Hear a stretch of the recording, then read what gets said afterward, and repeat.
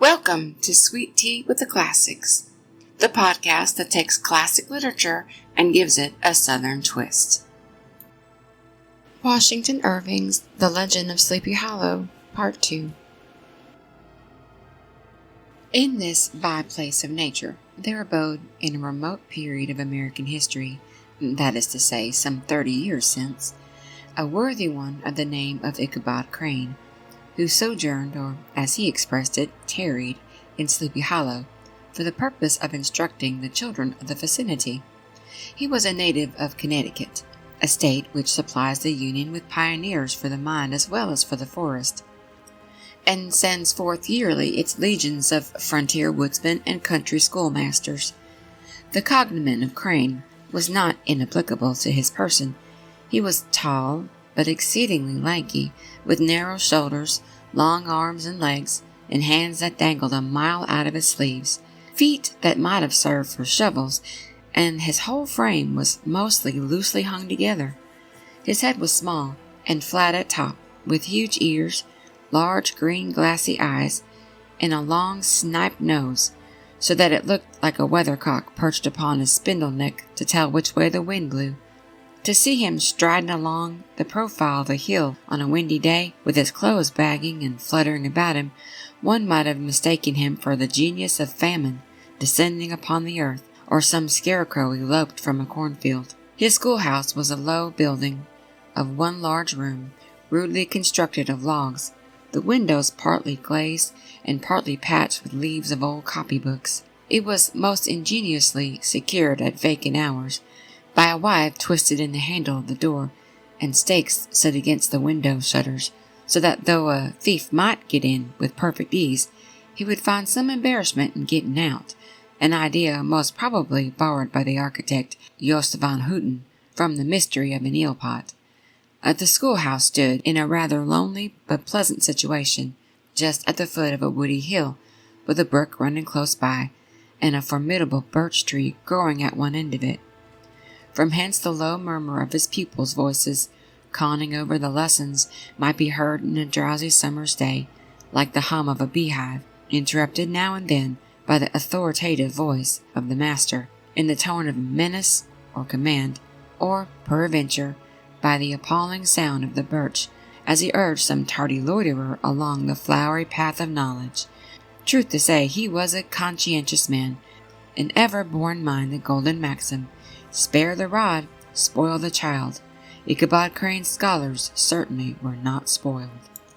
I would not have it imagined, however, that he was one of those cruel potentates of the school who joy in the smart of their subjects. On the contrary, he administered justice with discrimination rather than severity,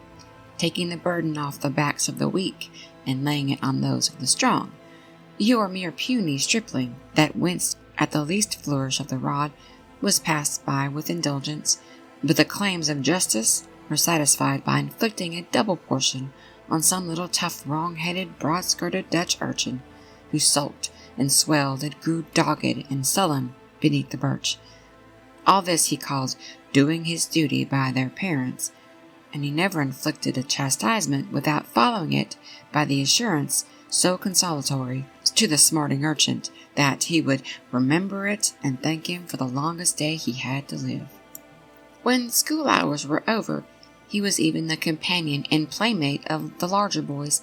and on holiday afternoons would convoy some of the smaller ones home, who happened to have pretty sisters or good housewives for mothers, noted for the comforts of the cupboard. Indeed, it behooved him to keep on good terms with his pupils. The revenue arising from his school was small, and would have been scarcely sufficient to furnish him with daily bread, for he was a huge feeder, and though lank, had the dilating powers of an anaconda. But to help out his maintenance, he was, according to country custom in those parts, boarded and lodged at the houses of the farmers whose children he instructed. With these he lived successfully a week at a time, thus going the rounds of the neighborhood, with all his worldly effects tied up in a cotton handkerchief. That all this might not be too onerous on the purses of his rustic patrons, who are apt to consider the costs of schooling a grievous burden, and schoolmasters as mere drones, He had various ways of rendering himself both useful and agreeable.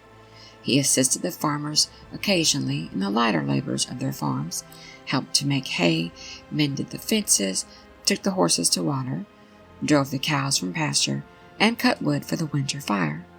He laid aside, too, all the dominant dignity and absolute sway with which he lorded it in his little empire, the school, and became wonderfully gentle and ingratiating. He found favor in the eyes of the mothers by petting the children,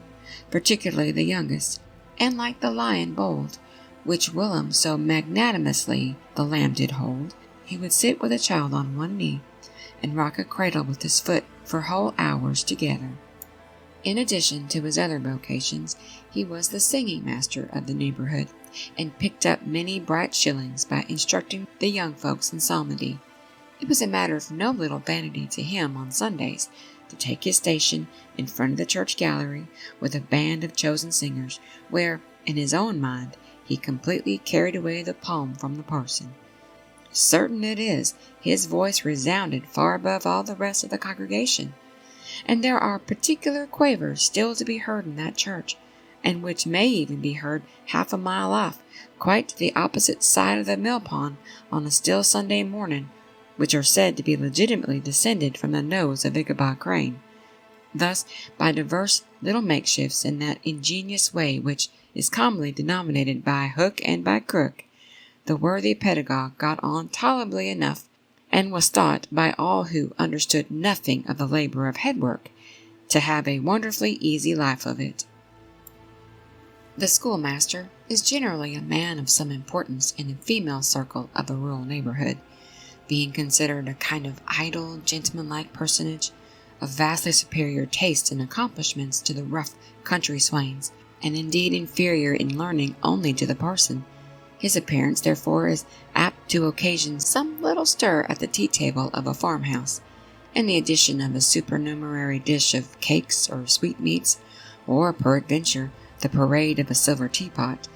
Our man of letters, therefore, was peculiarly happy in the smiles of all the country damsels. How he would figure among them in the churchyard between services on Sundays, gathering grapes for them from the wild vines that overran the surrounding trees, reciting for their amusement all the epitaphs on the tombstones, or sauntering with the whole bevy of them along the banks of the adjacent mill pond, while the more bashful country bumpkins hung sheepishly back, envying his superior elegance and address. From his half-itinerant life, also, he was kind of a traveling gazette, carrying the whole budget of local gossip from house to house, so that his appearance was always greeted with satisfaction. He was, moreover, esteemed by the women as a man of great erudition, for he had read several books quite through, and was a perfect master of Cotton Mather's History of New England Witchcraft, in which, by the way, he most firmly and potently believed. He was, in fact, an odd mixture of small shrewdness and simple credulity. His appetite for the marvelous and his powers of digesting it were equally extraordinary, and both had been increased by his residence in the spellbound region. No tale was too gross or monstrous for his capacious swallow. It was often his delight, after his school was dismissed in the afternoon, to stretch himself on the rich bed of clover bordering the little brook that whispered by his schoolhouse, and there con over Mather's direful tales, until the gathering dusk of evening made the printed page a mere mist before his eyes. Then, as he wended his way by swamp and stream and awful woodland to the farmhouse where he happened to be quartered, every sound of nature, at that witching hour, fluttered his excited imagination. The moan of the whippoorwill from the hillside, the boding cry of the tree-toad, that harbinger of storm, the dreary hooting of the screech-owl,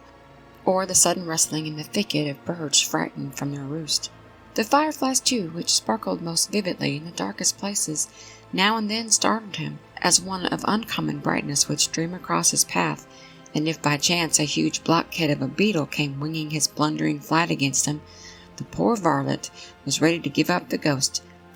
with the idea that he was struck with a witch's token. His only resource on such occasions, either to drown thought or drive away evil spirits, was to sing psalm tunes, and the good people of Sleepy Hollow, as they sat by their doors of an evening, were often filled with awe at hearing his nasal melody, in length sweetness long drawn out, floating from the distant hill or along the dusky road. Thank you for listening to Sweet Tea with the Classics. We hope you enjoyed the episode. Please like, share, and subscribe for more.